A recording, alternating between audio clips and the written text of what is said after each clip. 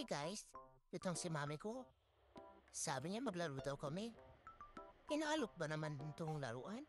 Isawa na ako sa laruan na to eh. Sayang daw naman pag hindi lalaruin. Ano sa tingin mo ate? Ikaw na lang kaya maglaro niyan. Natanda na ako, hindi na ako bata eh, para maglaro eh. Nakakaboring na kaya maglaro ng bola. Buti kung Call of Duty yan o ML yan. Lalaruin ko.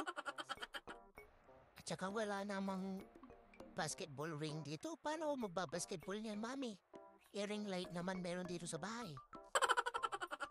Tsaka yung bola na yan, mami, napakaingay niyan. Ayaw kong laruin yan, ang ingay-ingay. Bas maingay pa sa tahol ng ate ko. Obs, huwag mo nang papatunogin yan, mami, at bibingi kami. Sinabi na huwag mo nang patunogin yan, mami. Ang ingay-ingay niyan eh, kulit naman ng mami. Sige, pag di ka tumigil, mami, maghuhukay na lang ako ng tunnel ko dito sa bahay, tas tatago ako dun. O kaya, babarko ako, pupunta ako Indonesia. Di mo na ako makita, mami, tatakasan na kita. Sige na, mami, lalaruin na namin ni ate, pero mamaya na lang.